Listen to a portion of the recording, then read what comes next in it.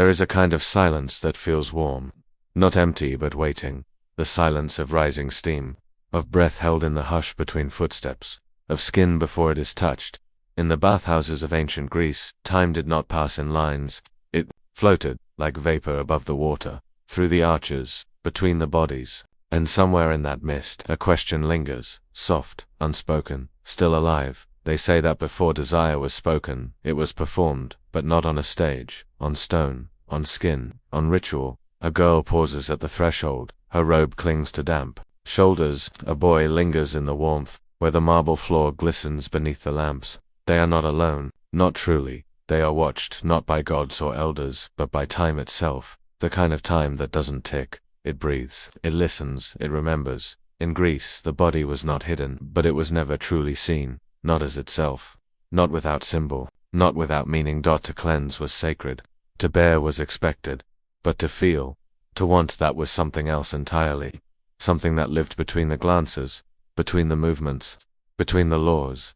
The air is thick with oil and memory, flickering lamplight, voices echoing in vaulted stone, a splash of water, a stolen glance. You cannot map this moment, you cannot footnote it, because it was never written, only whispered, passed down through shadows, wrapped in linen, veiled behind ceremony. That this is not history, it is residue, the soul of something long exhaled, but never quite gone.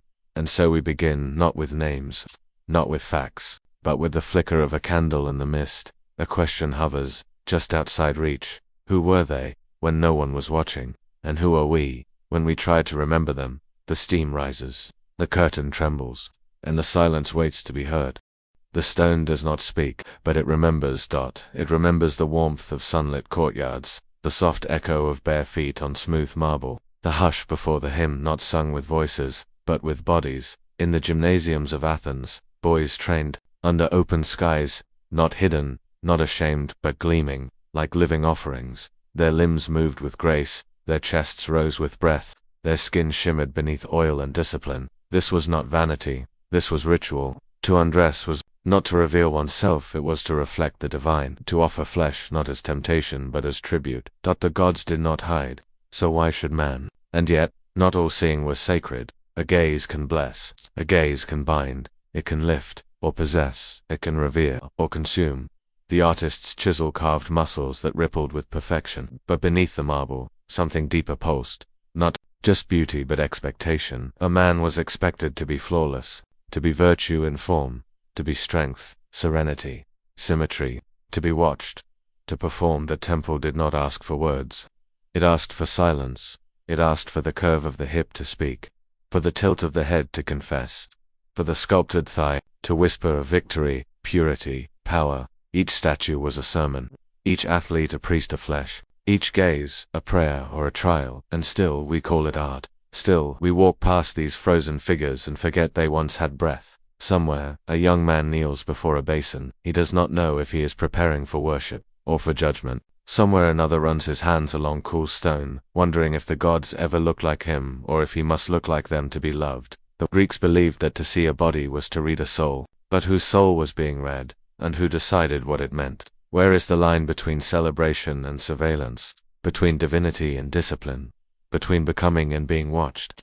The statues remain perfect, still, enduring. But the men, the boys, they passed through time like vapor, like incense, like prayers with no reply. We remember their forms, but do we remember their fear, their desire, their doubt? The temple was not a place, it was a gaze, it was a law written in limbs, it was a silence carved in stone. And even now, when we walk through museums, when we trace the marble curves with reverent eyes, something in us pauses, something ancient, something uncertain, something longing. What is worship, when the god looks like you? And what is worship, when it doesn't? When does reverence become control?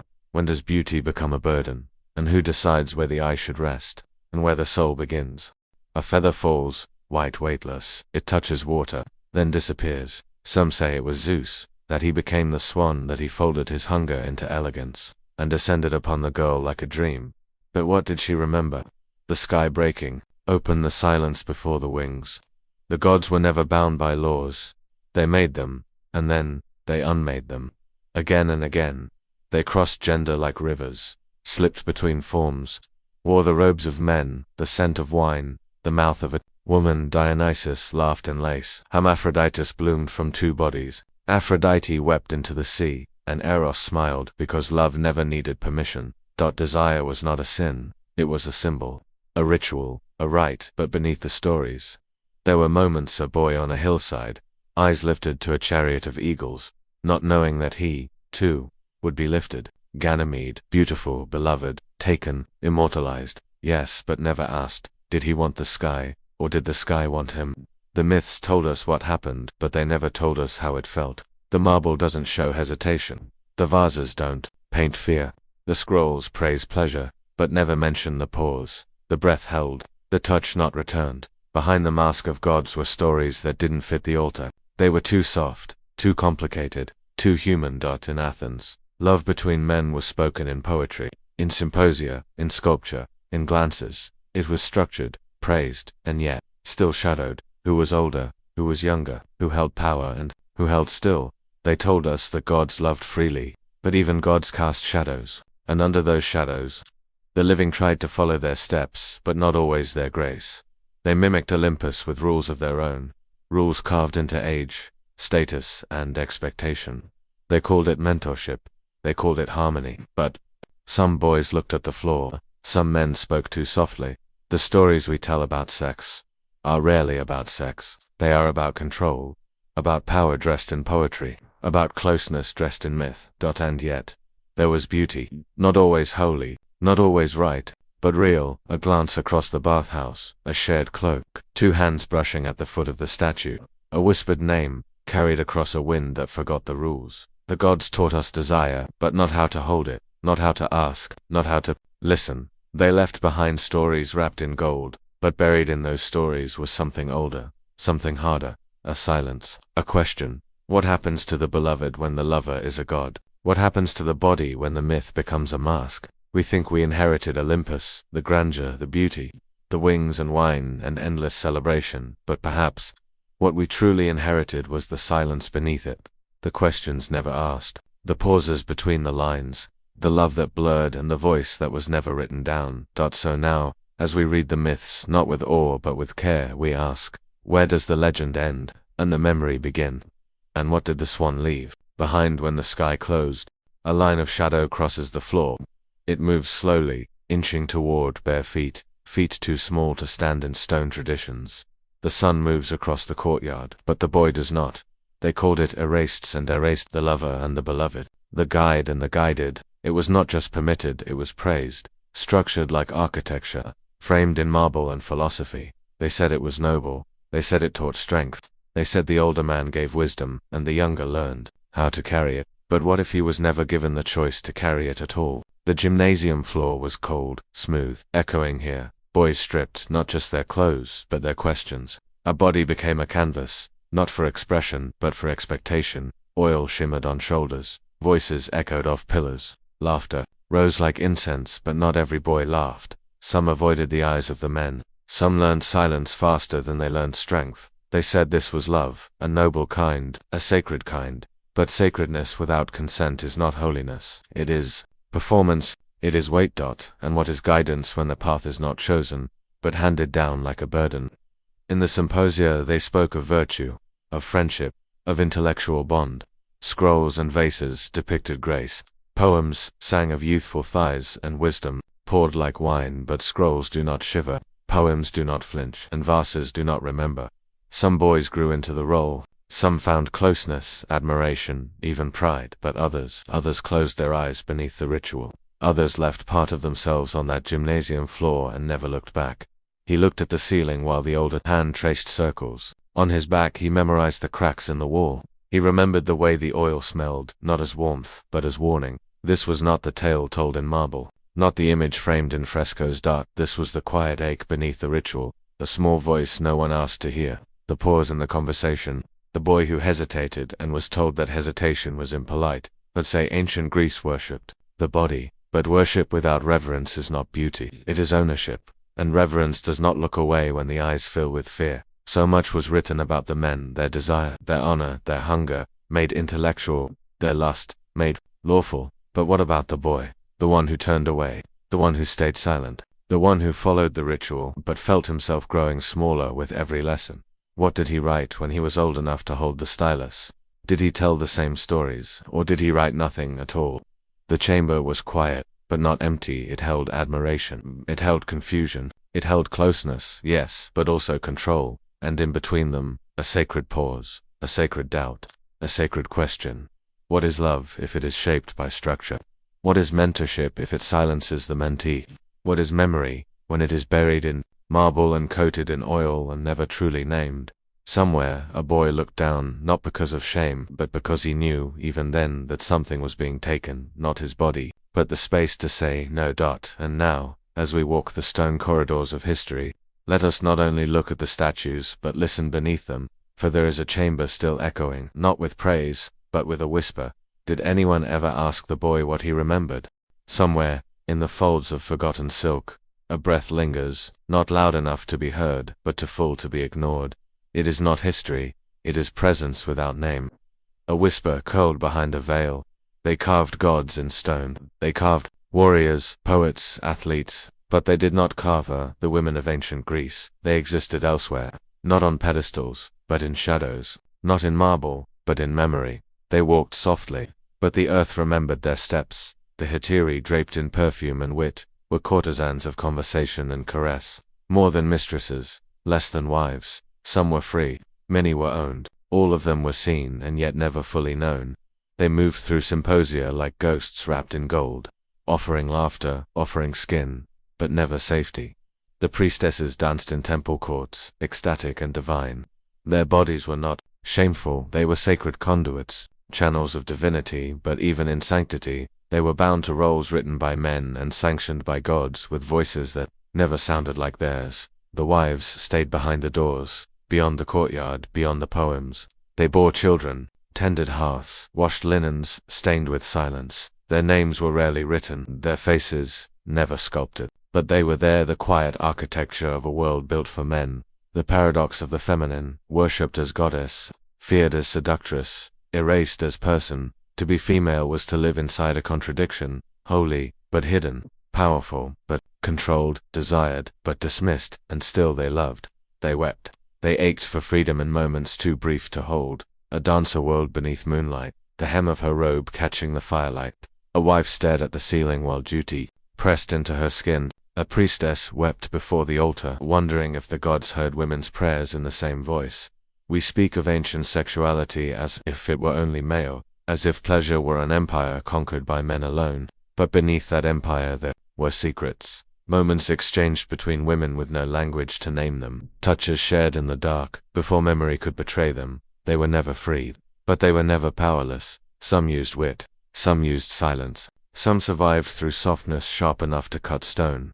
There is a power in absence, an echo that grows louder in rooms where no name was spoken. The marble may not show their faces, but the temples still hold their breath, the myths still carry their shadows, the fire still flickers where they once sat, watching, waiting, remembering. And what of now? Do we still define her by how little we remember? Do we still fear her desire and then pretend it was never there? In the end, perhaps the feminine never vanished. It only moved beneath fabric, beneath law, beneath the smoke of forgotten offerings. It was not lost, it was hidden, like all things sacred. So the question remains, what lives in the space between ritual and reality? What remains behind the curtain, after the dancer has left the temple, after the wife has closed her eyes, after the priestess has whispered her last prayer? Not an answer, but a presence, a pulse, a nameless divinity that still waits to be seen, as more than vessel, more than symbol, more than silence. And if you listen closely, not to the stone, but to the space between stones, you might still hear her, breathing, burning, becoming. Asterisk.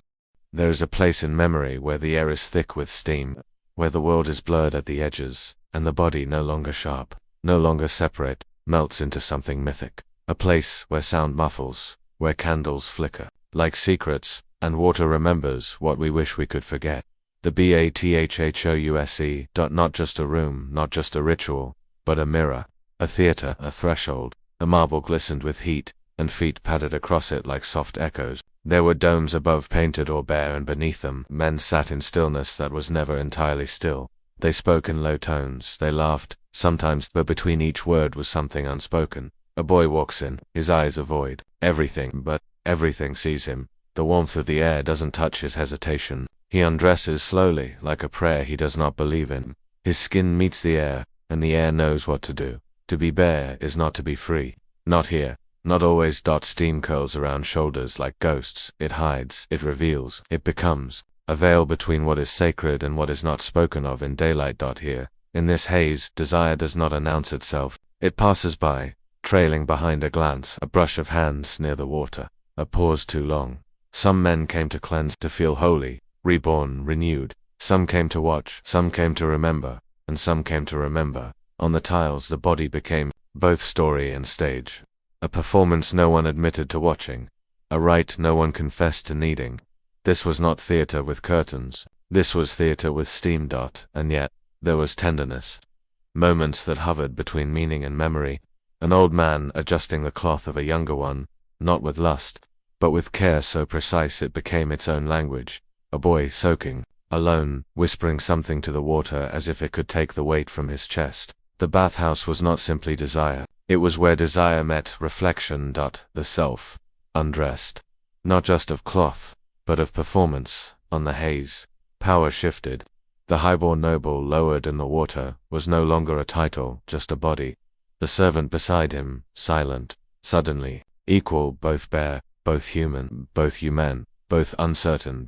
And yet, the bathhouse was also a hierarchy. It watched more than it welcomed. It remembered more than it forgave, that it gave men permission to see, to touch, to claim, and left boys wondering what part of themselves they'd been asked to leave behind on the edge of the water. Not all pain is loud. Some is etched into silence, some is left in steam that drifts upward and vanishes before it reaches the ceiling, and long after the room is empty. The tiles are still warm. The shadows still linger, not ghosts, not exactly. But imprints, of glances, of fears, of small betrayals. Too quiet to echo. History remembers the marble, the architecture, the ritual. But what of the boy who stayed too long in the corner? What of the man who touched the water like an apology? What of the eyes that saw but did not speak? There is something sacred in that silence, and something broken, too.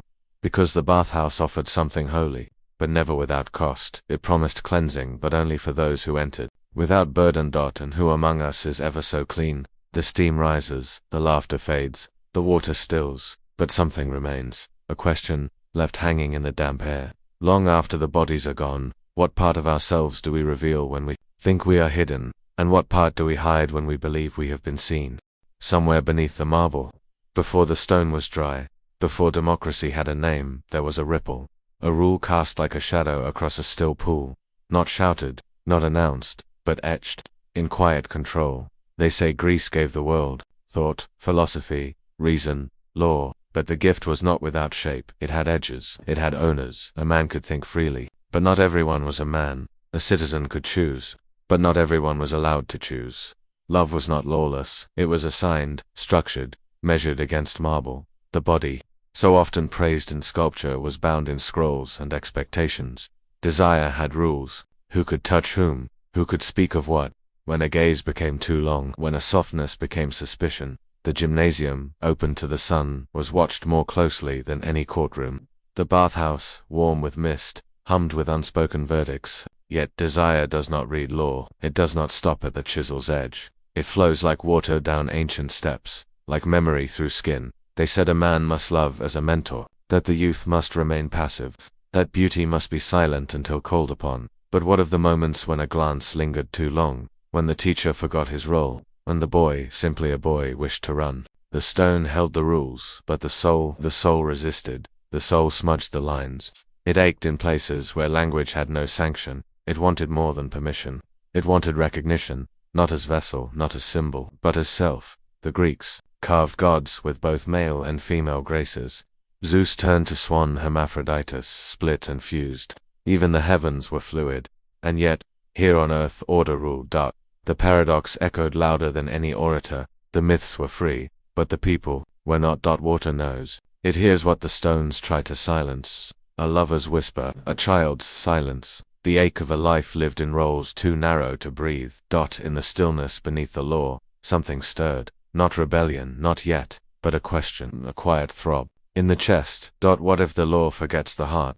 What if justice, like water, must move, must change, must soften, and so the stone remains, cold, clear, proud, preserved in museums and history books, but beneath it there is still water, still warmth, still those who remember what the rules could not name, the ones who touched with trembling hands, who loved outside the diagram, who felt shame not for what they did, but for not fitting the script. The soul was never stone, it was mist, it was breath. And no chisel ever reached it. So now, all these centuries later, we ask not what the law was, but what it left behind, not the verdicts but the echoes, those faint sounds beneath the water, the ones that never made it into scrolls, the ones that still ask, what is love, when it no longer fears being seen. There is an ache in the spine of memory, not sharp, not sudden, but steady, like water dripping on stone. Once, marble halls echoed with voices, soft, bare, unguarded. Steam rose like incense, flesh gleamed like sculpture, but now, the baths are cold, the candles gone, and yet something lingers. We no longer bathe in carved pools beneath gods, no olive oil to cleanse us, no ritual to anoint desire, but the questions they remain. Who owns the body? What does it mean to be seen? We speak of freedom now, of choice, of consent, but beneath those words there is still the old silence, the silence that curled beneath the statues, that waited in the gymnasium shadows, that sat beside a child when no one asked him how it felt to be touched. The body remembers, not with facts, but with tension, with pause, with the way the breath catches when someone stares too long, with the way a hand recoils before it lands. We carry ancient laws in our skin, even when we pretend to forget them. A boy told to be strong, but not soft. A girl told to be beautiful, but not seen. A lover told to hide. A child told not to ask. These are not laws of state. They are laws of inheritance, unwritten, unchallenged, whispered down like lullabies laced with shame. Desire never vanished. It changed costumes, now it scrolls, now it clicks, now it hides in curated profiles and blurred permissions. But still, the body remembers. It does not care if the words are ancient Greek or modern code. It only knows what it has carried, and what it has never been allowed to say. In the museum, the statues stand perfect, unflinching, untouched. But in the mirror we see the truth. Stretch marks, scars, hesitation, longing. We are not carved, we are living stone, softened by time, cracked by expectation, and still we ask, what is beauty? Who decides what is desire? Who grants permission? What is shame? And why does it linger even when the danger is gone? They once said the soul spoke through the body, that to see flesh was to glimpse the divine, but somewhere we forgot, we measured, we filtered, we sold, we denied, and now, in quiet moments, we wonder why we feel so far from ourselves. Perhaps it was never about the laws, or the robes, or the roles. Perhaps the rituals, those ancient rites we cannot name, were not there to control us, but to remind us that to be seen is not a sin, that to be known, truly known, is the holiest act of all. The steam has faded, the incense has gone cold. But the question remains, was it ever just about love, or was it about the soul asking, do you see me as I am? There is an ache in the spine of memory, not sharp, not sudden, but steady, like water dripping on stone. Once, marble halls echoed with voices, soft, bare, unguarded. Steam rose like incense, flesh gleamed like sculpture, but now, the baths are cold, the candles gone, and yet something lingers. We no longer bathe in carved pools beneath gods, no olive oil to cleanse us, no ritual to anoint desire. But the questions they remain. Who owns the body? What does it mean to be seen?